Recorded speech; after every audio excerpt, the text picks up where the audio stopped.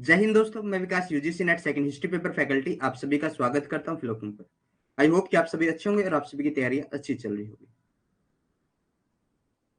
जुड़ जाइए, एक बार क्लास को स्टार्ट करते हैं। और उससे पहले जिस भी बच्चे ने अभी तक हमारे टेलीग्राम ग्रुप को ज्वाइन नहीं किया उसको ज्वाइन कर लो, व्हाट्सएप ग्रुप को ज्वाइन कर लो, ताकि यूजीसी नेट के रिगार्डिंग अगर कोई वीडियो अपडेट आती है तो आपको बता दी जाए। फिलोफम के इंस्टाग्राम पेज को फॉलो करो, यहाँ पर शॉर्ट्स वीडियो डलती है हमारी, जो point two point knowledgeable fact रखती है आपके लिए। और फिलोफम लेकर आया पेपर फर्स्ट और पेपर सेकंड दोनों की क्लासेस स्टार्ट कर चुका है, जिसके अंदर आपको पेपर फर्स्ट अगर आप बाय करते हैं तो आपको 1999 आपको पे करना रहता है। अगर आप ओनली पेपर सेकंड लेते हैं तो उसके लिए भी आपको 1999 पे करना होता है। अगर आप कॉम्बो लेते हो तो आपको 2999 पे करना रहता है। ठीक है, फर्स्ट और सेकंड पेपर का लेते हो तो आपको 2999 पे करना होता है। इसके अंदर आपको नोट्स मिलते हैं, लाइव क्लासेज आपकी रहती है, एमसीक्यू प्रैक्टिस आपका रहता है, फुल नोट्स आपके लिए रहेंगे। अगर आप कूपन कोड यूज करते हैं VIK10 तो आपको 10% ऑफ मिलता है हर बैच पर फिलोफम के। किसी भी बैच पर आप 10% ऑफ पा सकते हैं फिलोफम के कूपन के कोड 10 का यूज करके। तो गुड मॉर्निंग अंजलि, सुप्रभात बहन। सुल्तान बलबन तक की कहानी हमारी हो चुकी थी और इनका अंतिम समय हमारे पास बचता था कि इनका अंतिम समय हमें देखना था।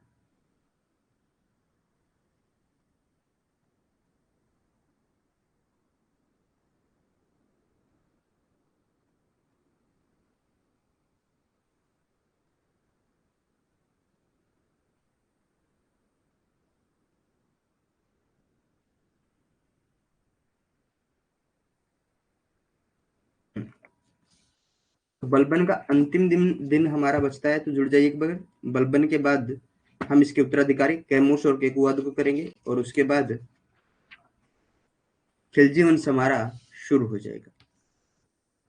जुड़ जाइए एक बार।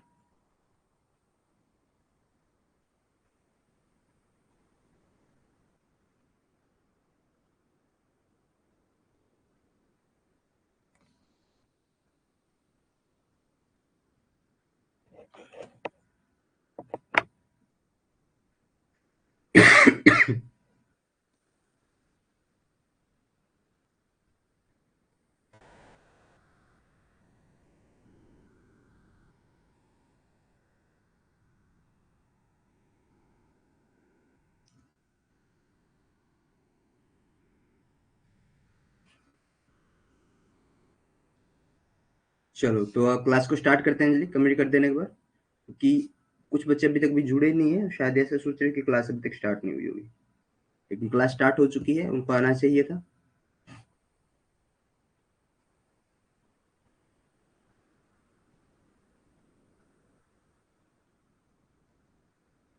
जी। बलबन का अंतिम दिन। सुल्तान ने अपना अंत निकट जानकर दिल्ली के कोतवाल मलिकुल उमरा और ख्वाजा हसन बसरी व अन्य अधिकारियों को बुलाकर उनके सामने के खुसरो को अपना उत्तराधिकारी मनोनीत किया था। इसके 3 दिन बाद ही बलबन की मृत्यु हो जाती है और उसे कुश के लाल महल से निकालकर दारुल अमान में दफना दिया जाता है।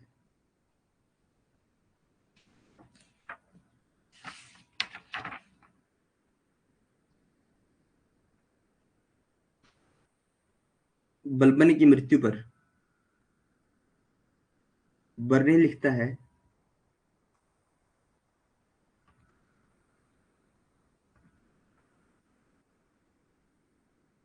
मलिकों और अधिकारियों ने, चंपा गुड मॉर्निंग, मलिकों और अधिकारियों ने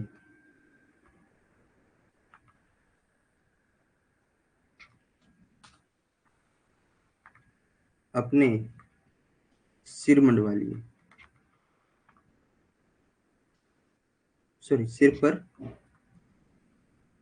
धूल उड़ाई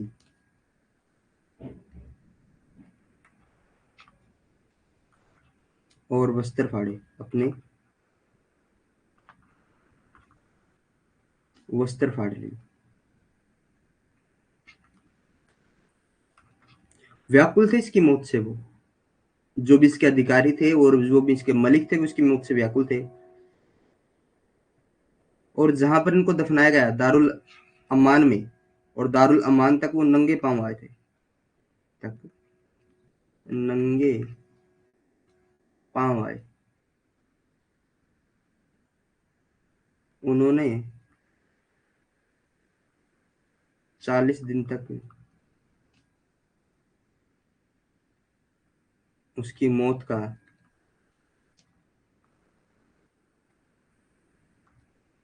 शोक मनाया था। ठीक है,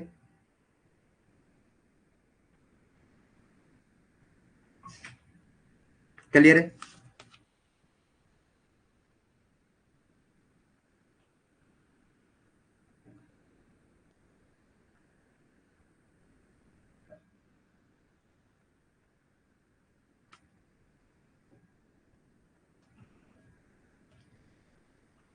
मलिक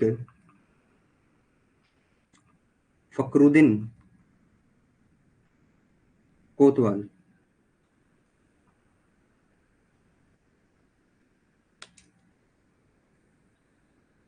6 महीने तक जमीन पर सोया था भाई।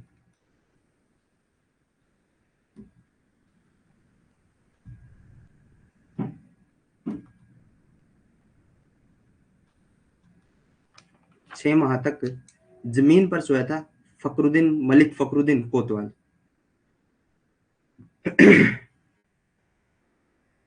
Last day of Balban, knowing that his end was near, the Sultan called Delhi's Kotwal, Malikul Umara, Khwaja Hassan Basri, and other officers, and nominated K. Khushro Shah successor front of them. Balban died after 3 days. He was taken out Kushak-e-Lal and buried in Darul Aman. कुश-के-लाल यानी लाल महल से बलबन को निकाला गया और वहां से दारुल अमन में इसको दफना दिया गया था। केकुवध, देखो के खुसरो को चुन के गए लेकिन बना कौन? केकुवध। कारण क्या था? इसके जो कुछ अमीर थे, कुछ इसके मलिक थे, वो के खुसरो के चुनाव के खिलाफ थे, तो उन्होंने केकुवध को बना दिया था। केकुवध 1287 लेकर 1290 तक उत्तराधिकारी रहा था। अपनी मृत्यु से पूर्व बलबन ने अपने पुत्र शहजादा मोहम्मद शाह का पुत्र था के खुसरो को अपना उत्तराधिकारी नियुक्त किया था, लेकिन बलबन की मृत्यु के बाद दिल्ली के कोतवाल फखरुद्दीन मोहम्मद ने एक षड्यंत्र से के खुसरो को मुल्तान की सूबेदारी देकर उसे वहां भेज दिया और बुगरा खां के पुत्र केकुवाद को सुल्तान बना दिया। राज्यारोहण के अवसर पर केकुवाद की आयु मात्र 17 से 18 वर्ष की थी। उसके पालन पोषण बलबन के कठोर नियंत्रणों में हुआ था। कौन है केकुवाद?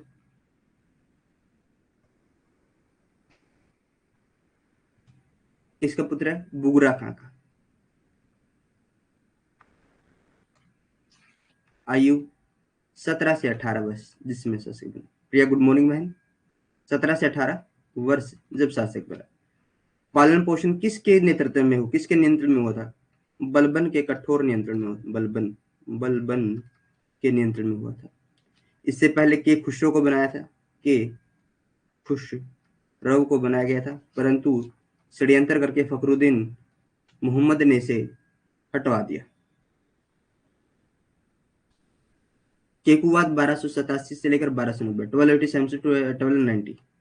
Before his death, Balban had appointed his grandson, son of Muhammad Shah, Khwaja K. Khushro, as his successor.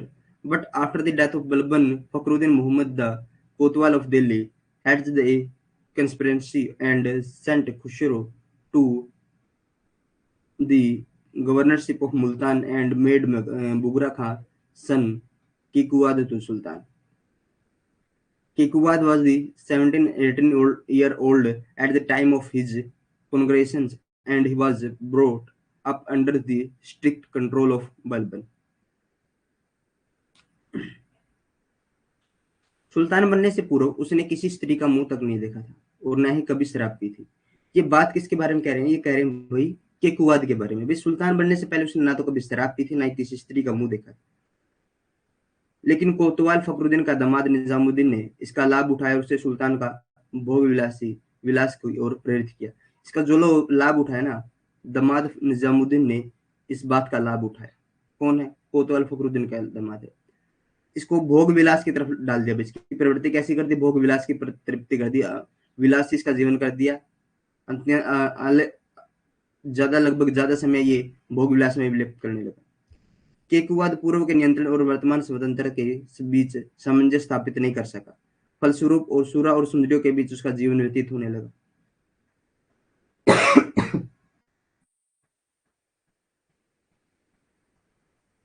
ठीक है, जिसका भी नैतिक पतन हो जाता है तो उसका पतन, उसके समाज का, उसका जो वंश, उसका पतन होना अनिश्चित होता है। तो केकुवाद पूर्व के नियंत्रण और वर्तमान स्वतंत्र के बीच सामंजस्य स्थापित नहीं कर सका और फलस्वरूप सूर और सुंदरियों के बीच उसका जीवन व्यतीत होने लगा था। Before becoming Sultan, he had neither seen a woman nor drink alcohol. Kotwal Fakhruddin, his son-in-law Nizamuddin, took advantage of this and inspired the Sultan towards luxury. Kekuwad could not reconcile the former control and the present freedom.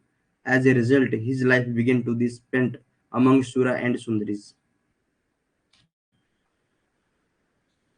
केकुवाद के समय शासन की पूरी बागडोर निजामुद्दीन के हाथों में चली जाती है। किसके हाथों में चली जाती है? शासन के हाथ, शासन किसके हाथों चला गया? निजामुद्दीन के हाथों चला गया। निजामुद्दीन दिल्ली के केवल दादबेग नगर की अधिकारी थी। निजामुद्दीन के पास केवल किसकी अधिकारी थी? दादबेग एक नगर था, उसके अधिकारी थी। लेकिन वह अब नायाब मामलिकात बन चुका था। नायाब मामलकात या मामलिकात बन चुका था। शासन के सभी कार्य अपने अधिकार में ले लिए। लखनौती यानी बंगाल में केकुवाद के पिता को उसकी गतिविधियों के बारे में पता चलता है। लखनौती बंगाल के अंदर कौन है? बुगरा खां है। और बुगरा खां को इसकी बातों का पता चलता है। किसकी? केकुवाद की बातों का पता चलता है। तो वह विशाल सेना के साथ दिल्ली की ओर कूच करता है। कौन? बुगरा खां। कुछ इतिहासकारों का मानना है कि बुगरा खां ने दिल्ली के सिंहासन पर कब्जा करने के लिए दिल्ली की तरफ बढ़ा था, और कुछ का मानना है कि उसका उद्देश्य अपने पुत्र को केवल राय देना था कि वह आनंद और विलास के जीवन को छोड़कर शासन कार्य में एक सुल्तान की भांति ध्यान दे। क्लियर है? समझ में आ गया? यहां तक आगे चलते हैं।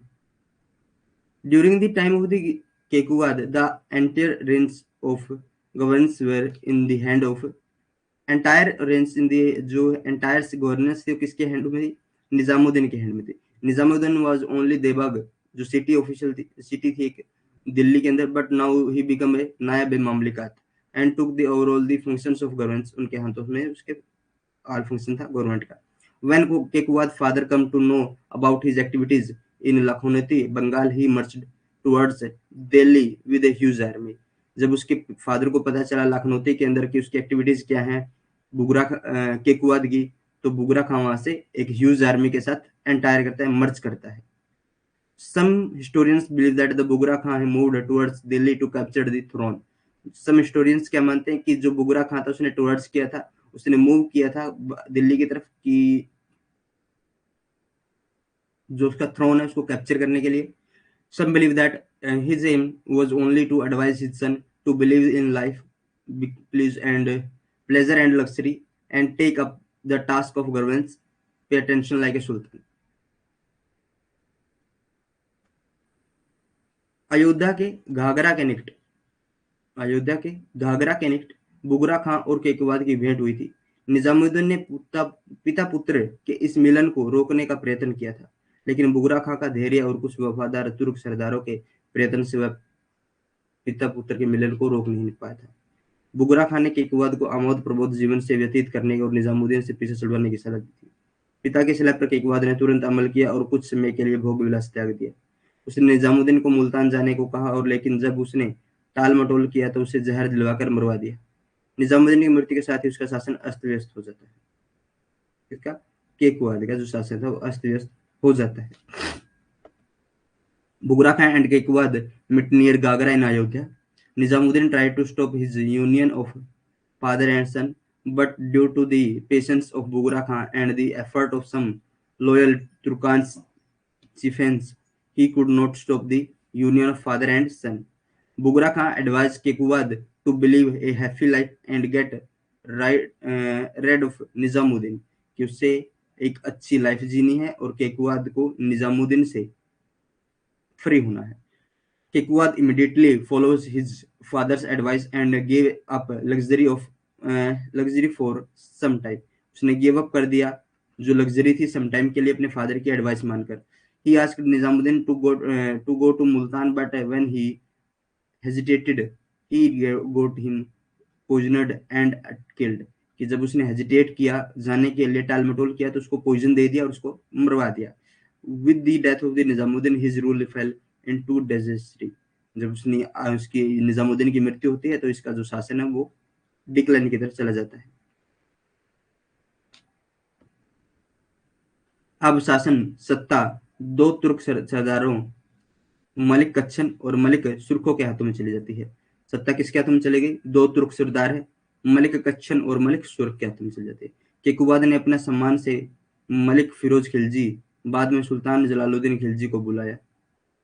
ठीक है, केकुबाद ने समाना से, कहां से भाई? समाना से मलिक फिरोज खिलजी को बुलवाया था और उसने बहरन बुलंदशहर का राज्यपाल नियुक्त कर दिया. आरिज ममालिक नियुक्त कर शाइस्ता खां की उपाधि प्रदान की थी. खिलजियों को गैर तुर्क समझा जाता है, इस कारण जलालुद्दीन की इस नियुक्ति से तुर्क सरदार असंतुष्ट हो जाते हैं. अब दरबारी सामंतों का विरोध दो प्रतिद्वंदी दलों में परिवर्तित हो गया था. कितने दलों में परिवर्तित हो गए थे भाई? दो प्रतिद्वंदी दल परिवर्तित हो चुके थे. ठीक है, इसने समाना से किसे बुलाया? समाना से मलिक कच्छन और मलिक सुरखा के हाथों ये शासन चला गया था. और केकुवाद ने समाना से मलिक फिरोज खिलजी, मलिक फिरोज खिलजी जो जलालुद्दीन खिलजी के नाम से अपनी सत्ता स्थापित करेगा, वंश स्थापित करेगा, उसको बुलाया भाई. बुलंदशहर का इख्तियार बना दिया इसको. बुलंदशहर का राज्यपाल क्या किया? बुलंदशहर का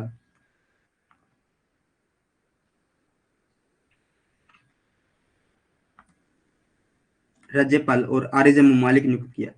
प्लस आरिज ममालिक नियुक्त किया. शाइस्ता खां की उपाधि दी इसको. किसकी उपाधि दी? शाइस्ता खां. किसको उपाधि दी? खिलजियों को गैर तुर्क समझा जाता था, इस कारण जलालुद्दीन की इस नियुक्ति से क्या हो जाता है? असंतुष्टि पैदा हो जाती है सरदारों के अंदर. जो तुर्क सरदार थे उनके अंदर असंतुष्टि पैदा हो जाती है, इनको गैर तुर्क समझा जाता है भाई. ठीक है, now the running power passed into the hands of the two Turkish chieftains, Malik Kachan and Malik Sukra. Kekuwad called Malik Firoz Khilji from Samana and appointed him to governor of Barniani, Bulandshahr, and Arij Malik and conferred the title of Shaista Khan. Khilji was considered on non-Turks, hence the Turkish chieftains became dissatisfied with his appointment of Jalaluddin. Now the position of the court feudal lords transformed into two rival parties. इस बीच केकुवाद पर फाजिल यानी लकवा मार जाता है और तुर्की सरदारों ने अवसर का लाभ उठाकर 3 वर्षीय पुत्र कैमूर्स को गद्दी पर बैठा दिया. शमसुद्दीन द्वितीय का खिताब देकर नासिर चबूतरे पर उसका राज्याभिषेक कर दिया जाता है. मलिक कच्छन और तुर्कों ने शासन में तुर्कों की श्रेष्ठता बनाए रखने के लिए सभी गैर तुर्कों को कत्ल की योजना बनाई. इससे पहले अपना नाम जलालुद्दीन खिलजी था. अरे इसमें सबसे पहले नाम, हाँ देखो, मलिक कच्छन और सुर्ख ने क्या कहा? एक योजना बनाई कि हम योजना बनाई कि जितने भी गैर तुर्क हैं उनकी हत्या कर देंगे, उनकी हत्या कर देंगे, वध कर देंगे. और इस लिस्ट में सबसे पहले नाम जो था वो था जलालुद्दीन का.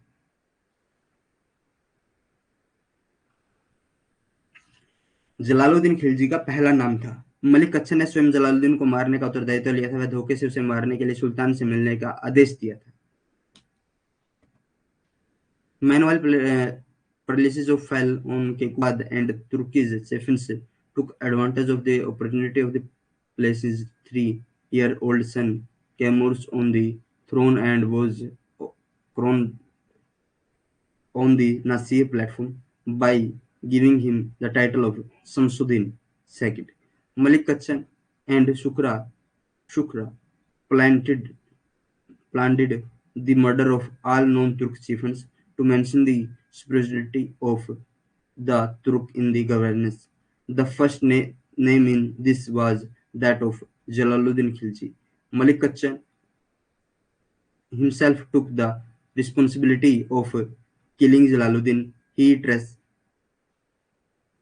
treacherously ordered him to meet the Sultan to kill him.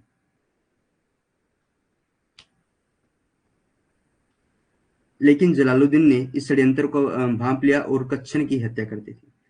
उसके बाद जलालुद्दीन अपनी सेना के साथ दिल्ली में प्रवेश कर सुल्तान और कोतवाल फखरुद्दीन के बच्चों को बंदी बना लेता है। जलालुद्दीन फखरुद्दीन और मलिक छज्जू को सुल्तान के रक्षक बनने का प्रस्ताव रखा गया, लेकिन दोनों ही यह प्रस्ताव ठुकरा देते हैं। But Jalaluddin convinced of the son's conspiracy of killed Kachan. Thereafter, Jalaluddin entered the Delhi with his army, and the children of Sultan and Kotwal Fakhruddin were taken captive. Jalaluddin, Fakhruddin and Malik Chajju were proposed to become the guardians of the Sultan, but both of them rejected the offer. अंत में जलालुद्दीन स्वयं सुल्तान का संरक्षक बना। 3 माह पश्चात जलालुद्दीन ने कैमूर्स की हत्या करवा दी थी। केकवाद का एक खिलजी सरदार ने उसी की चादर में लपेटकर यमुना नदी में फेंकवा दिया था। इसी के साथ एलबरी वंश का अंत हो जाता है और खिलजी वंश की नाम से एक नए राजवंश सत्ता में आई थी। क्लियर है भाई? कमेंट करना है यहाँ तक। किसी को कोई डाउट?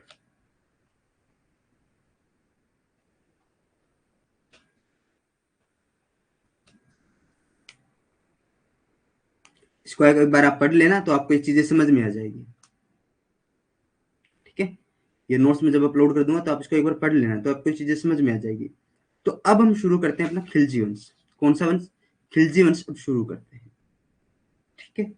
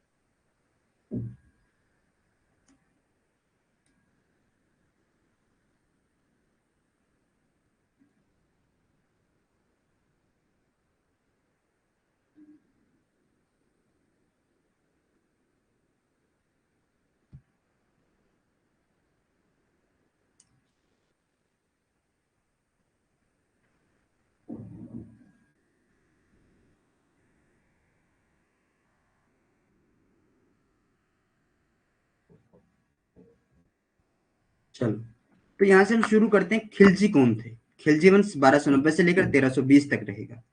खिलजी जो वंश रहेगा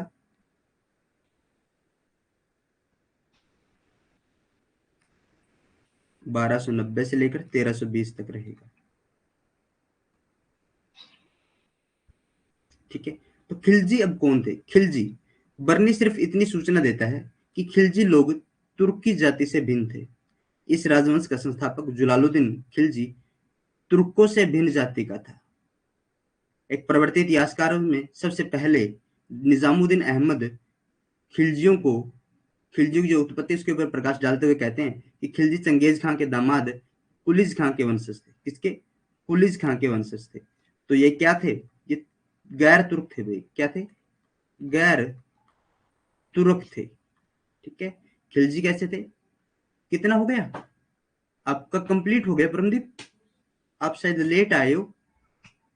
हमने बलबन वंश को जो गुलाम वंश मामलुक वंश जो था आपका कंप्लीट करके खिलजी वंश अभी स्टार्ट किया है। बस जस्ट आपको घबराना नहीं है, उसके अंदर कुछ भी मैंने अलग से ऐड नहीं किया। जितनी स्लाइडें मैंने बनाई थी सभी स्लाइडों में कंप्लीट लिखा है। आप जब भी जाओगे उसको रिवीजन करोगे तो आपको वो चीजें वहीं पर मिल जाएगी। आपको क्लास देखने की भी जरूरत नहीं, आपको सिर्फ नोट्स में ले लेना, नोट्स फॉर्म में उनको पढ़ लेना, वहीं से क्लियर हो जाएगा। प्रवृत्ति इतिहासकारों में निजामुद्दीन अहमद को खिलजियों ने क्या कहा कि खिलजियों की उत्पत्ति पर प्रकाश डालते हुए कहा है कि खिलजी चंगेज खां का दामाद के जो कुलिज खां था उसके वंशज है। तो ये क्या थे? गैर तुर्क थे। कैसे थे? ये गैर तुर्क थे।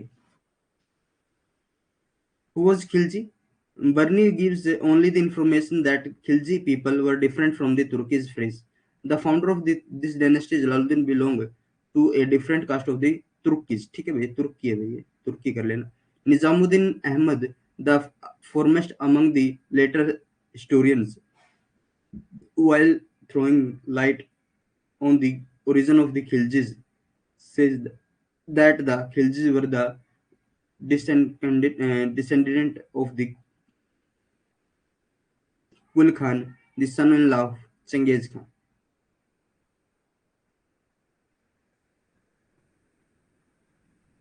पेज छोड़ने की जरूरत है, आप छोड़ सकते हैं, क्योंकि रिव्यू उसको लिखना भी तो होगा ना, उसको नोट भी तो करना होगा। तो पेज छोड़ने की जरूरत तो है, पेज तो आपको छोड़ने पड़ेंगे। ठीक है, तो पेज आप छोड़ सकते हैं, लगभग 10 पेजेस आप छोड़ दीजिए। ठीक है, उसके बाद आप स्टार्ट कर लीजिए।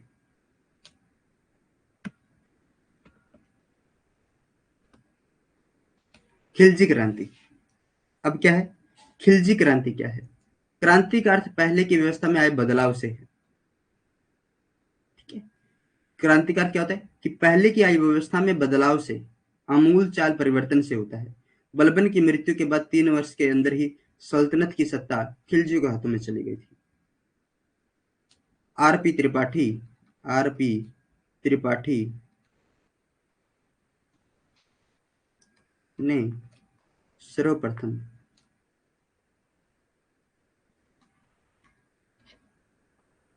आपने नहीं, ये सिर्फ परमदीप के लिए, क्योंकि वो परमदीप लेट जुड़ी है। ठीक है, आरपी त्रिपाठी ने सर्वप्रथम क्या था? खिलजी क्रांति की संज्ञा दी थी। ठीक है, आरपी त्रिपाठी ने सर्वप्रथम खिलजियों की जो क्रांति की संज्ञा दी थी।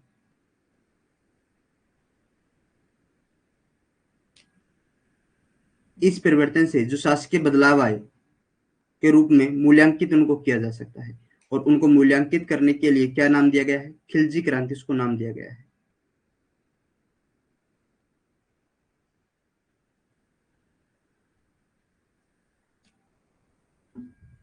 ठीक है, तो क्या नाम दिया है? खिलजी क्रांति। जो मूल्यांकन करेंगे हम स्थिति का, राजनीतिक स्थिति का, उसका नाम क्या दिया है? खिलजी क्रांति, उसको नाम दिया गया है। खिलजी रिवोल्यूशन।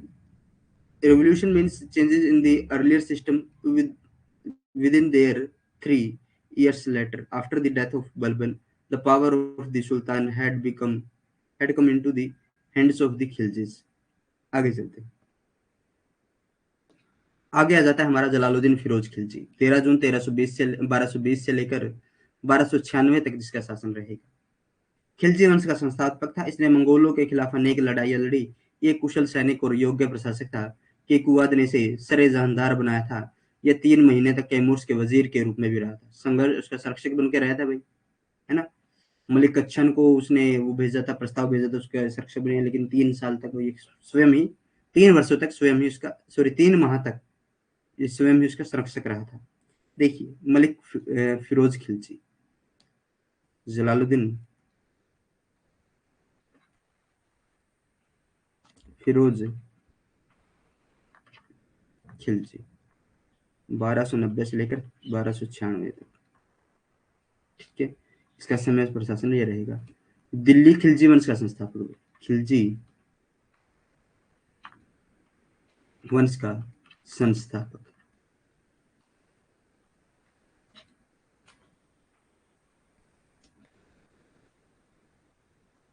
कबीले की अगर मैं बात करूं तो कबीले से, किस कबीले से संबंधित है? तुर्क। ठीक है, खिलजी कबीले का तुर्क था। उसके पूर्वज, उसके पूर्वज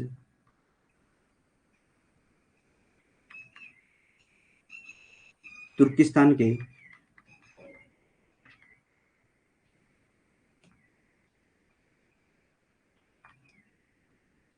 आदि निवासी थे। और एक वील महोदय है, वील महोदय, क्या कहते हैं इनके पिता का नाम? वील महोदय, इनके पिता का नाम योगेश योगेश खां था। ठीक है, योगेश खां की पदवी प्राप्त की थी इनके पिता ने। ये पदवी भाई योगेश खां की पदवी इनके पिता के द्वारा प्राप्त की गई थी।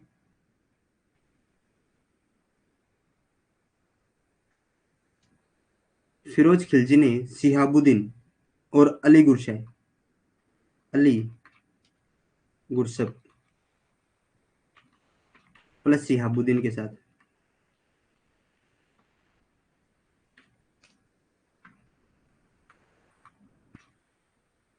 काफी वर्षों तक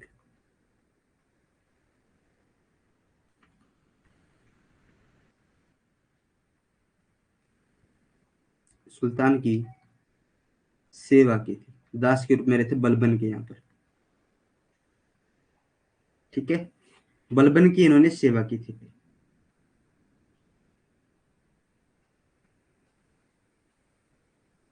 सरे जानदार इसे केकुवाद ने नियुक्त किया था। सरे जानदार होता क्या है? राजसी अंगरक्षकों का अध्यक्ष, अंग रक्षकों का अध्यक्ष इसे नियुक्त किया था। ठीक है,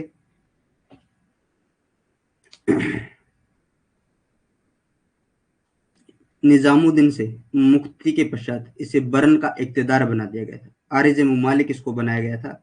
शाइस्ता खां की उपाधि इसको दी गई थी। जब निजामुद्दीन से मुक्ति मिल जाती है, निजामुद्दीन को मुक्त कर देता है, जब किसको? केमोर्स को, सॉरी केकुवाद को जब निजामुद्दीन से मुक्ति मिलती है, तब हमने देखा है इसको इक्तदार भी बनाएगा, बरन यानी बुलंदशहर का इक्तदार बनाएगा।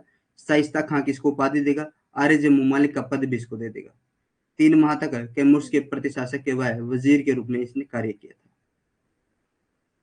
क्लियर? कमेंट कीजिए एक बार।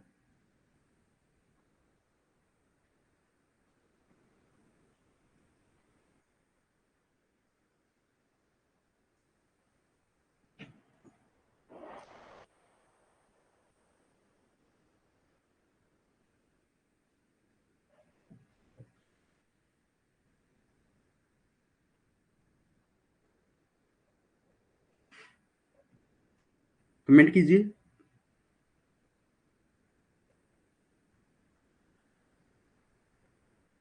जी, आगे बढ़ते हैं तो फिर। Jalaluddin, he was the founder of the Khilji dynasty. He fought many battles against the Mongols. He was skilled. NCERT class.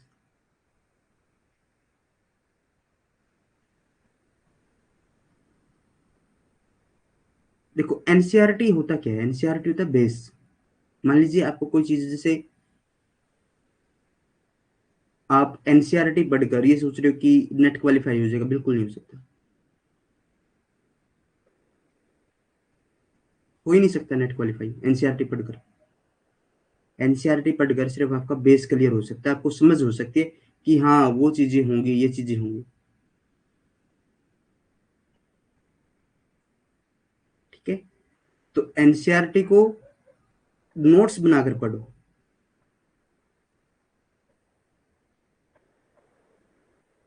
क्योंकि अब तो एनसीईआरटी आप 6 क्लास से ही ले लो, क्योंकि 6 क्लास से ही एनसीईआरटी ओल्ड और न्यू दोनों रखना। दोनों एनसीईआरटी आपको रखनी पड़ेंगी, ओल्ड भी रखनी पड़ेगी, न्यू भी रखनी पड़ेगी। क्योंकि ओल्ड के अंदर पूरा पाषाण काल है और न्यू के अंदर सरस्वती सिंधु सभ्यता है, तो दोनों आपको रखनी पड़ेंगी। तो उन चीजों को देखते हुए आपका एग्जाम बेस करता है कि आप एग्जाम कौन सा देना चाहते हो। ठीक है, और ये जो क्लास है ये एनसीईआरटी के मिक्स है, इनके अंदर सभी चीजें हैं।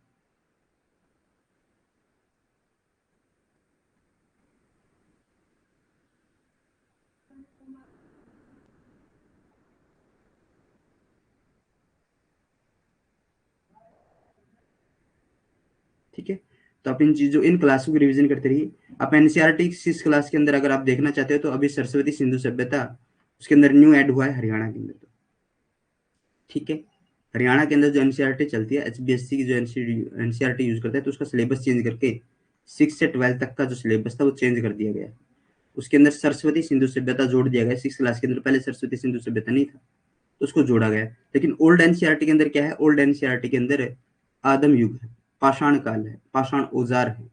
कुछ एक कंसेप्ट समझाने के लिए, सिर्फ एक चीजें बताने के लिए, हाँ ऐसी चीजें होती, उसमें सिर्फ 10 लाइनें अगर आपको पाषाण काल से जुड़ी होगी, तो 10 लाइनें आपको पाषाण काल कर पढ़कर ही संतुष्टि मिलेगी कि हाँ मैंने कुछ पढ़ लिया भाई, हाँ मुझे कुछ समझ में आ गया। लेकिन उसके लिए अगर आपको नेट के अंदर जीआरएफ चाहिए और नेट क्वालिफाई करना है, तो एक ऑथर को पकड़ना पड़ेगा, एक ऑथर आपको पढ़ना पड़ेगा। ठीक है, ऑथर पढ़ो या फिर किसी नोट से पढ़ो या किसी टीचर के गाइडेंस में पढ़ो, आपको करना होगा। अदरवाइज आप उसी भ्रम में रहोगे कि हाँ मैंने एनसीईआरटी पढ़ ली मेरा हो जाएगा, एनसीईआरटी मैंने पढ़ ली मेरा हो जाएगा। वहां से कुछ क्वेश्चन आ सकते हैं। ठीक है, कुछ क्वेश्चन मैं मान सकता हूँ कि एनसीईआरटी से डायरेक्ट पुट हो सकते हैं, लेकिन सब कुछ नहीं हो सकता। ऑथर का मतलब होता है कि वो कोई भी ऑथेंटिक बुक आपको पकड़नी पड़ेगी। ठीक है, कोई एक पर्टिकुलर ऑथर को आपको रखना पड़ेगा और ऑथर की वो किताबें पढ़नी है। अगर आप एनसीईआरटी के इस फ्लो से निकल कर जाते हो, तो एनसीईआरटी के अंदर भी आपको लगभग लगभग, अगर मैं मान के चलूँ, अमूल चाल अगर मुझे पढ़ना हो, तो मैं 3 मंथ तो मुझे कम से कम लगते ही एनसीईआरटी को कवर करने में, पढ़ने में।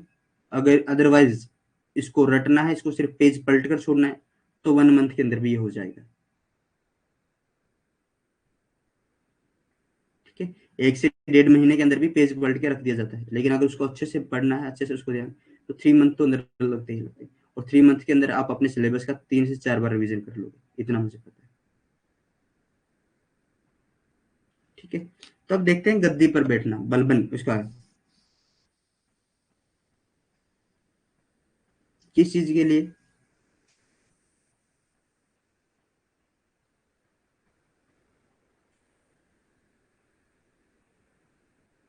अरे अरे, एमसीक्यू प्रैक्टिस के लिए बोल रहे हो?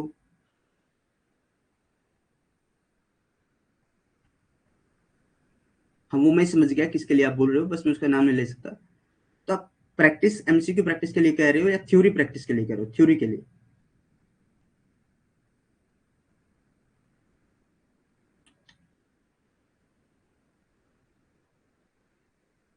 इससे अच्छा कोई एमसीक्यू की बुक प्रैक्टिस कर ले, प्रैक्टिस के लिए ले लेना।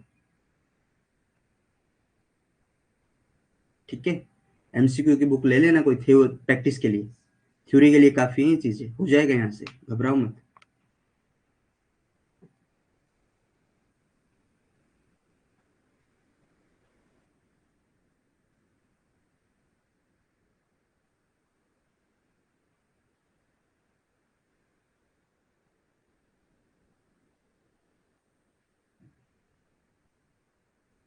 ठीक है, पीवाईक्यू के लिए आप कोई भी पीवाईक्यू बुक रख सकते हो।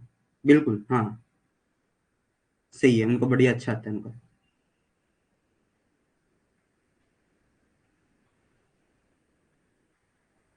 सभी क्लासेस के नोट्स आप कंटेंट के अंदर जाकर कंटेंट से वहां से डाउनलोड कर सकते हैं। लेकिन हालांकि आप अपने खुद के नोट्स बनाइए और खुद के नोट्स आपके अच्छे रहेंगे।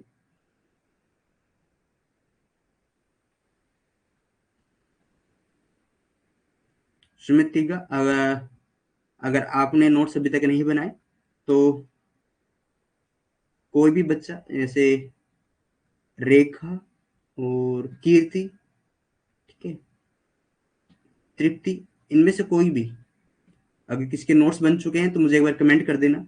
ठीक है, यहाँ तक के नोट्स जिसके कंप्लीट हो गए हैं, या उससे पीछे बलबन तक के जिसके नोट्स कंप्लीट है, एक बार मुझे कमेंट कर देना। क्योंकि जो नए बच्चे आएंगे उनके लिए नोट्स प्रोवाइड करना, जैसे मैं आपके जो हैंड रिटन नोट्स है मैं उनको ही प्रोवाइड करवा दूंगा। ठीक है, तो आप मुझे कमेंट कर देना और कमेंट करके मुझे बता देना। गद्दी पर बैठने के बाद सर मेरे नोट्स अच्छे नहीं हैं। कोई बात नहीं चंपा, जिसके भी अच्छे हैं, जो भी आपको लगता है कि मेरे अच्छे होंगे, और मैं चाहती हूँ कि मेरे जो नॉलेज है वो शेयर हो, और मुझे मेरा नाम हो हर जगह, कुछ अच्छा मुझे मिले, तो रख देना। चलो अब इसको कवर करते हैं यार, क्योंकि समय ज़्यादा हो चुका है। 42 मुझे मेरे ये फोकस था कि आज खिलजी के अंदर, खिलजी डायनेस्टी के अंदर जलालुद्दीन फिरोज खिलजी को कराना। ठीक है, अगर परमजीत तुम्हारा कंप्लीट है तो मुझे एक बार चैट बॉक्स के अंदर मैसेज कर देना, मैं आपको आप वहाँ पर एक टेलीग्राम आईडी वहाँ पर दे दूंगा, तो आप उसके ऊपर सेंड कर देना।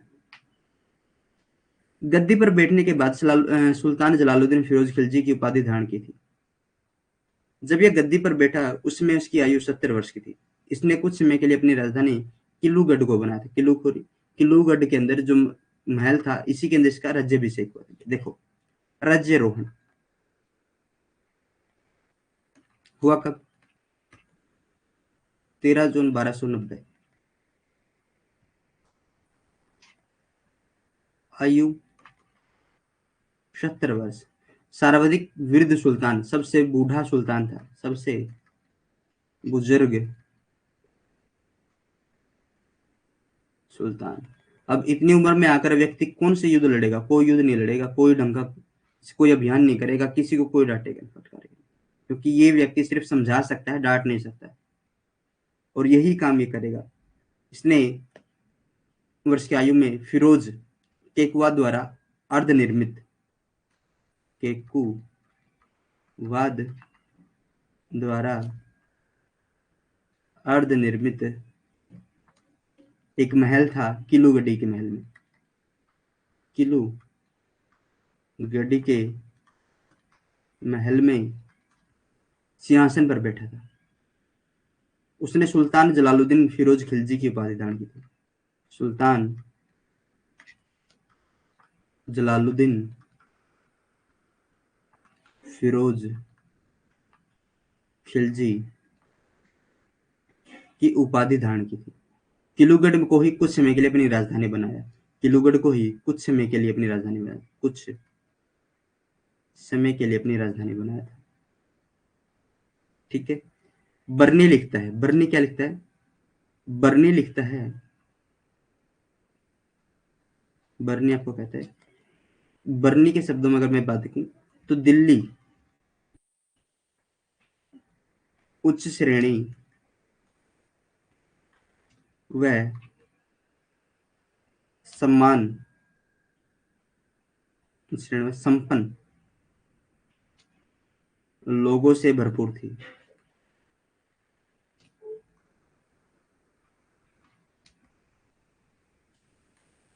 किंतु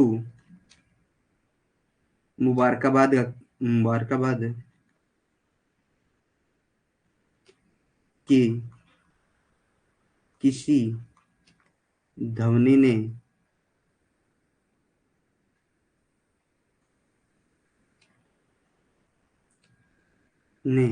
सुल्तान जलालुद्दीन के राज्यारोहण स्वागत नहीं किया।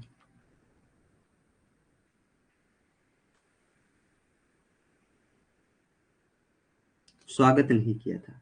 ठीक है, इतनी चीजें समझ में आ गई।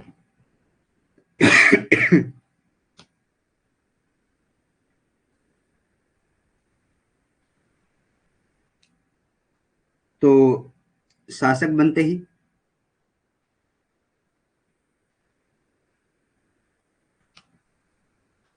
कहां पर गया? शासक बनते ही ये बलबन के द्वारा निर्मित लाल महल में गया। और लाल महल में, सॉरी, बलबन जहां पर लाल महल में रहता था तो वहां पर ये गया। बलबन ने नहीं बनवाया था, उससे पहले का बना हुआ है।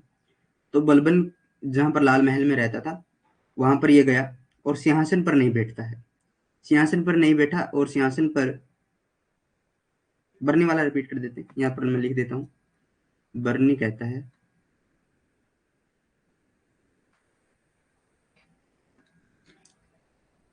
बर्नी के शब्दों में दिल्ली उच्च श्रेणी व संपन्न लोगों से भरपूर थी। किंतु मुबारकाबाद की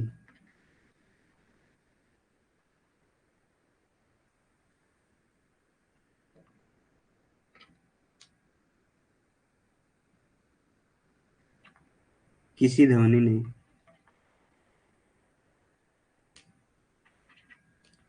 जलालुद्दीन के राज्यारोहण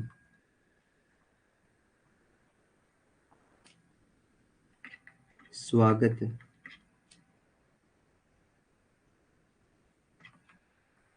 नहीं किया था। कि जो राज्यारोहण था, अबरनी ने कहा है कि जलालुद्दीन फिरोज खिलजी का जो राज्यारोहण था, किसी भी धनी यानी किसी भी व्यक्ति ने मुबारकाबाद के अंदर उसको स्वागत ही नहीं किया उसका।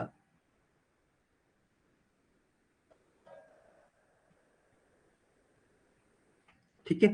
कुछ समय बाद बरनी लिखता है कि कुछ समय बाद सुल्तान की जो स्थिति है वो सुधरने लगी, उसकी शक्ति में शक्ति बढ़ी और उसने दिल्ली की तरफ रुख किया और दिल्ली की तरफ वो लाल महल के अंदर गया जहां पर बलबन शासन करता था। और बलबन के जो सिंहासन पर वो जाकर सिंहासन पर नहीं बैठता भाई, रोने लगता है वहां पर जाकर और रोते हुए वह जो अन्य अमीर और मलिक थे उनके बीच में बैठ जाता है। और बलबन के सॉरी जो जलालुद्दीन का जो 6 साल का कार्यकाल है भाई, 6 साल का कार्य काल है, इसमें कभी इसमें कभी भी कभी भी बलबन के सिंहासन पर नहीं बैठा, बलबन के सिंहासन पर नहीं बैठा था। क्लियर है।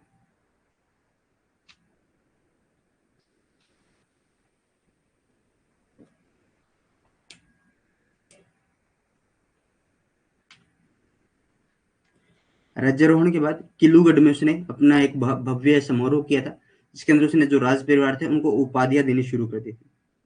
ठीक है। तो उनको उपाधियां दी थी भाई। उपाधियां कैसी? प्रशासन का पुनर्गठन कर दिया था।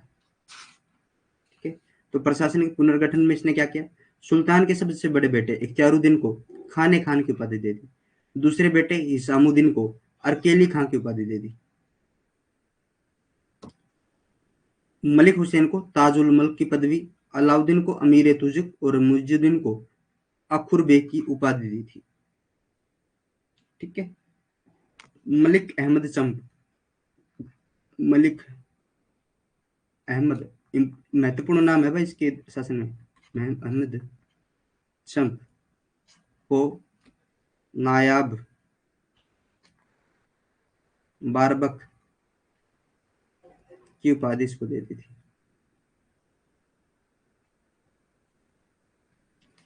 मलिक छज्जू को, जो बाद में विद्रोह भी करेगा, मलिक छज्जू को जो बलबन का भतीजा है, क्या है?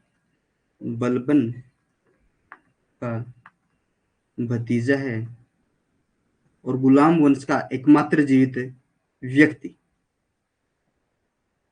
ठीक है। गुलाम वंश का एकमात्र जीवित सदस्य है। इसकी नियुक्ति इक्तेदार के रूप में कड़ा मणिपुर में करेगा। कड़ा कड़ा मणिपुर का इक्तेदार इसको बना देगा। इक्तेदार इसे नियुक्त किया था। क्लियर है। Ikhtiyaruddin the eldest son of the sultan who was appointed was a Khan-e-Khana. Second son Hisamuddin was given the title of Arkeli Khan. चलिए, इतनी चीजें समझ में आ रही होगी ना ये?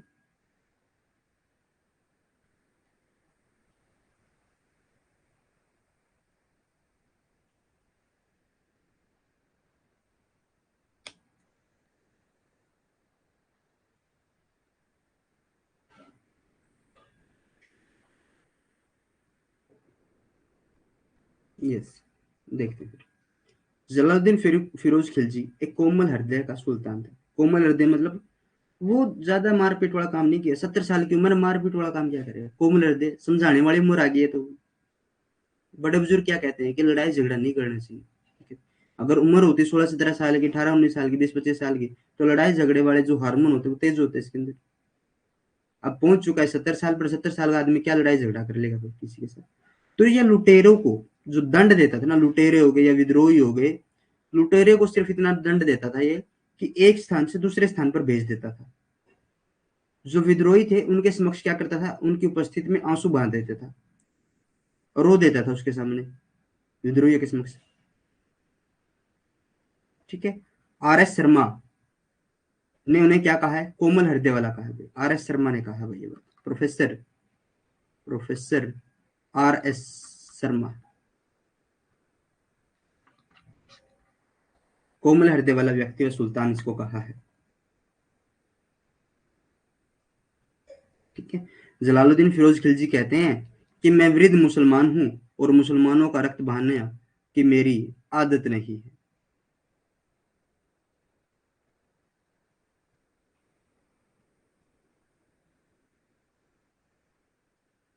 ठीक है। मलिक छज्जू के विद्रोह की बात की ये बातें हैं। मलिक छज्जू विद्रोह कर देता है और अहमद इनको कहते हैं कि सुल्तान अब क्या करे, इनको छोड़ देता है, उसकी कड़ामणि इसको उसके अरकेली खां के नेतृत्व में इसको छोड़ देता है। और अहमद कहते हैं कि सुल्तान आप क्या कह रहे हो, तो ये कहता है कि अरे अहमद, मैं जानता हूं कि मैं पूर्व शासकों की तरह विद्रोहियों का दमन कर नहीं करता हूं, मैं इनको इनको कैसे इनके साथ बर्बरता कर सकता हूँ। तो जलालुद्दीन खिलजी कहते हैं कि मैं वृद्ध मुसलमान हूँ और मुसलमानों का रक्त बहाने में मेरी आदत नहीं है। Jalaluddin Firoz Khilji, an a old Muslim, I am not the habit of shedding the blood of Muslim. Malik Chhajju का विद्रोह यह कड़ा का इख्तियार था, इसने सुल्तान मुगीसुद्दीन की उपाधि धारण कर दी थी। क्या कर दिया, अपने आप को स्वतंत्र घोषित कर दिया और सुल्तान मुगीसुद्दीन की उपाधि धारण कर ली। इस विद्रोह में अरकेली खान की प्रशासनीय सेवा के देखते हुए इसमें भाई किसने, अरकेली खान ने महत्वपूर्ण भूमिका निभाई, ठीक है। तो अरकेली खान के साथ इसने एक प्रशासनिक इसको देखते हुए, प्रशासनिक सेवा को देखते हुए सुल्तान ने उसे मुल्तान का इख्तियार दे दिया। और सुल्तान ने क्या किया, जो मलिक छज्जू था उसके नियंत्रण में, अरकेली खान के नियंत्रण में मलिक छज्जू को उसके साथ नियंत्रण में मुल्तान भेज दिया। अलाउद्दीन खिलजी ने मलिक छज्जू को हराने में अहम भूमिका निभाई थी और इसे कड़ा मणिपुर का इख्तियार नियुक्त कर दिया।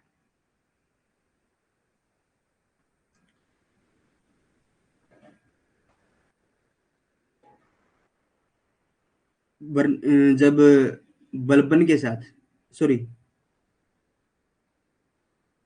सुल्तान के साथ जब इसको पकड़ने के लिए व्यक्ति गए थे, तो एक सेना जब इसको सुल्तान के समक्ष लाकर खड़ा करती है तो ये फटे हालातों में था, जंजीरों से जकड़ा हुआ था, धूल से भरे इसके वस्त्र थे। छज्जू को जब सुल्तान के सामने इस प्रकार से पेश किया जाता है तो सुल्तान का मन दुखी होकर चिल्ला उठता है, ठीक है। और विद्रोही को बिना दंड दिए ही मुक्त हो जाने का यहाँ पर मिलता है कि विद्रोही को बिना दंड दिए ही उसको मुक्त कर दिया। अरकेली खां को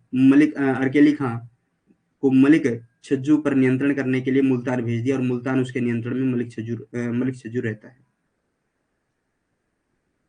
ठीक है। सर स्टेटमेंट को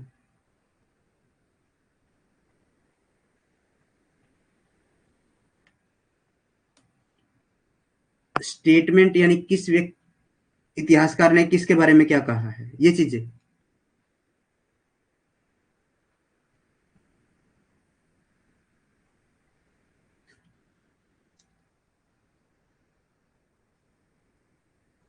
कंफ्यूज हो जाओगे,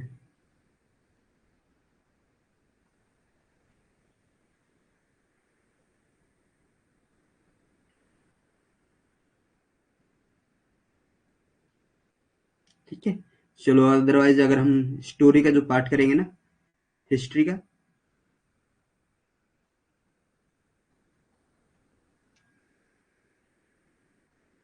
स्टोरियोग्राफी, तो उसमें मैं कोशिश करूंगा कि इन चीजों को वहां पर डालने की।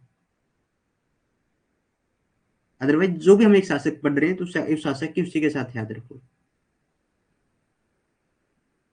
क्योंकि वहां पर जैसे अगर मैंने बरने को लिखा तो बरने को हम काफी लंबे समय से देखते आ रहे हैं। आपने मामलुक के अंदर भी वर्ण्य को पढ़ा है और मिडिवल, अरे नहीं कंफ्यूजिंग है, आप इसको रिवीजन करना। मिडिवल जैसी तो कोई चीज ही नहीं है पढ़ने की, कुछ नहीं कंफ्यूजन होता है, बस आप इसको पढ़ देना है, रिवीजन करना है एक बार इसकी तो हो जाएगा। कुछ भी नहीं है इसमें, सिर्फ मान लीजिए मैंने अगर 80 लाइनें आपको लिखाई है, उसमें से सिर्फ आपको 50 याद रखनी है, और 50 से ही आपका पेपर के अंदर फंस जाएगा एक क्वेश्चन। ठीक है अंजलि? उसके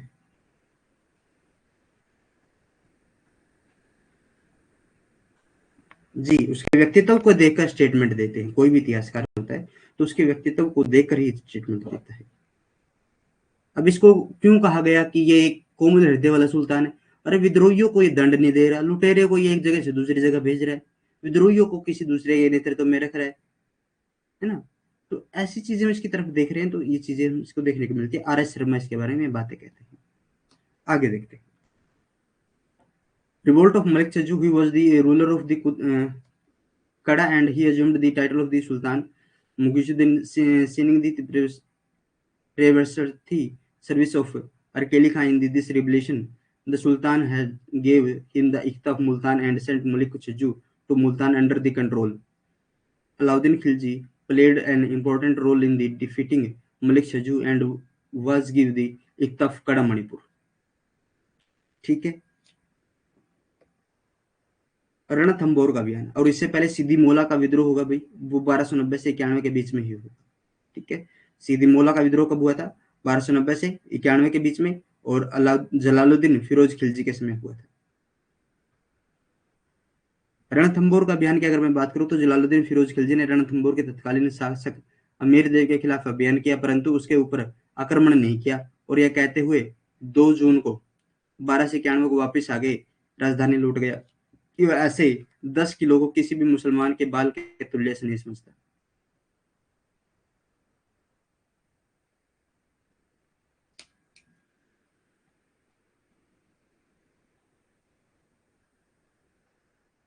देखो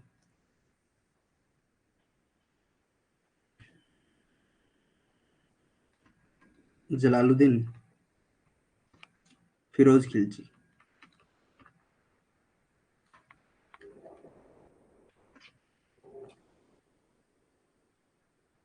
सुल्तान का बड़ा बेटा खाने खाना की मृत्यु हो जाती है संदेह पूर्वक, तो उसके बाद अरकेली खां को युवराज बना दिया जाता है। अरकेली खां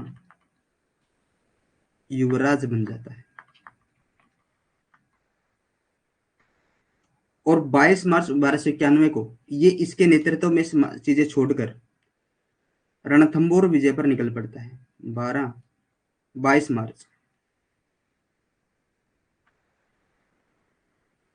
1291 को रणथंभौर विजय पर निकल पड़ता है। रणथंभौर विजय पर अभियान पर निकल पड़ता है। तत्कालिक जो शासक था यहाँ पर चौहान वंशी शासक था, शासक अमीर देव था। इसे धर्म युद्ध और खुल्लम खुल्ला युद्ध की संज्ञा दी जाती है। इसे क्या कहा जाता है? इसको धर्म युद्ध और खुल्लम खुल्ला युद्ध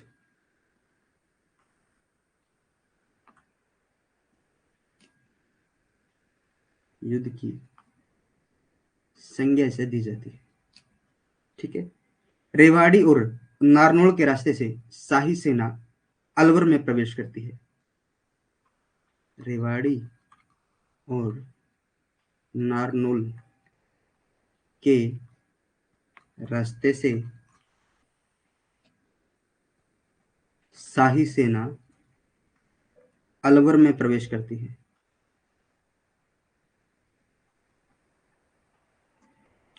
और मंडावर का दुर्ग है, यहाँ पर एक दुर्ग है मंडावर का,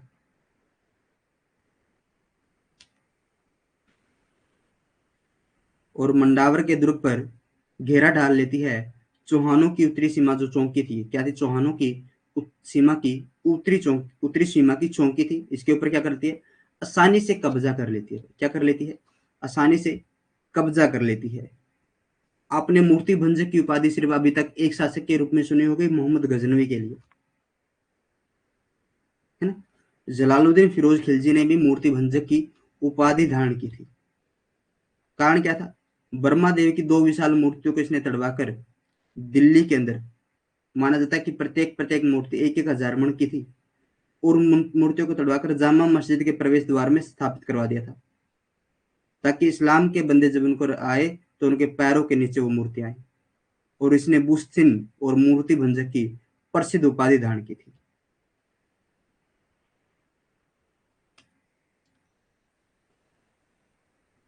बिल्कुल, बुस्किन देखिए,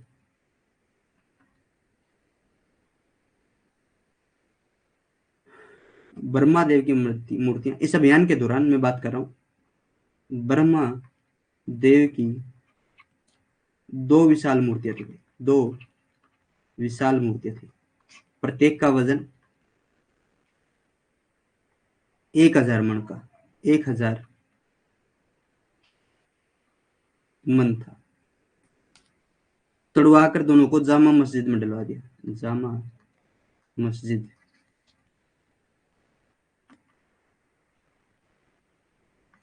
जामा मस्जिद के प्रवेश द्वार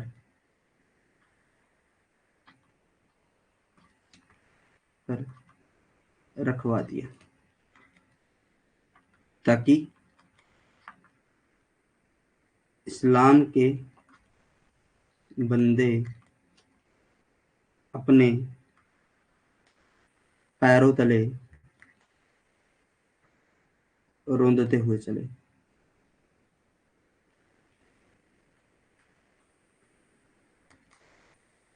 ठीक है। अहमद चप, मैंने चर्चा की थी अहमद चप के बारे में। अहमद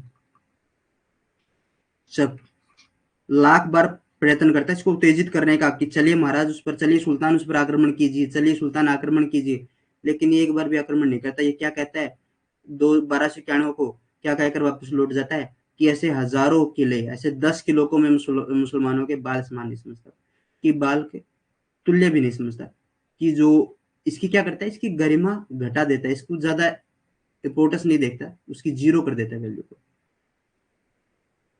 जैसे हमारे पास जो होता है कि मान लीजिए हमारे पास कोई ऐसी प्यारी वस्तु है, तो हम उसको क्या कहते हैं कि इस प्यारी वस्तु के सामने 1000 ऐसी चीजें कुर्बान।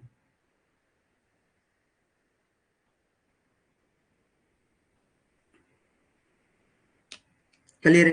Campaign of Ranthambore, Jalaluddin Firoz Khilji campaign against the Hammir then the then ruler of the Ranthambore, but did not attack him and returned out of the capital on the 2nd June 1291, saying that he would give even such 10 kilos as the hairs of the Muslim does not even understand the equivalent. तो आज मुझे comment करके बताइए, इतनी चीजें आपको समझ में आ गई फिरोज खिलजी के बारे में। तो अब होगा इसके ऊपर मंगोलों का आक्रमण, और मंगोलों के आक्रमण के बाद इसके कुछ अन्य अभियान होंगे, जो जलालुद्दीन फिरोज खिलजी के जो अभियान होंगे उनके अंदर अलाउद्दीन खिलजी के नेतृत्व में जो अभियान चलेंगे वो अभियान होंगे। उसके बाद जलालुद्दीन फिरोज खिलजी की हत्या कड़ा मणिपुर के अंदर कर दी जाएगी, और उसी के बाद हमारा अलाउद्दीन खिलजी शुरू हो जाएगा। और आज मैं कोशिश करूंगा खिलजी डायनेस्टी को भी कंप्लीट कराने की, तो आप मेरा साथ दीजिए। ठीक है, तो खिलजी डायनेस्टी को भी आज हम कंप्लीट कर देंगे, और खिलजी डायनेस्टी के बाद हमारी नेक्स्ट डायनेस्टी आ जाएगी। 5 डायनेस्टी हमें रीड करनी है सल्तनत के अंदर, और डायनेस्टी कंप्लीट होती, आज हमारी 29 तारीख हो गई, तो 30 तारीख तक हमें लगभग सभी चीजें इसमें से करने की कोशिश करेंगे, कि लगभग ज्यादा से ज्यादा क्वेश्चन, ज्यादा से ज्यादा टॉपिक हम दिल्ली सल्तनत के क्लियर कर दें, और उसके बाद हमारा सीधा सूरी होगा या फिर अफगान, जो भी चीजें आएंगी मैं आपको करवाती हूँ। ठीक है, इसका प्रशासन जरूर हम देखेंगे कि प्रशासन व्यवस्था कैसी थी। प्रशासन के अंदर ज्यादा समय नहीं लगेगा, 1 दिन का समय लगेगा, 1 क्लास होगी सुबह की, उसके अंदर इसमें प्रशासन भी हो जाएगा। अमेजिंग क्लास, थैंक यू प्रमदीप बहन। तो इसी के साथ आप इस क्लास को समाप्त करेंगे। आप पढ़ते रहिए और अच्छे से अपनी रिविजन कीजिए। फिर मिलेंगे एक नए अध्याय के साथ और कुछ नए तथ्यों के साथ। तब तक के लिए जय हिंद, जय भारत।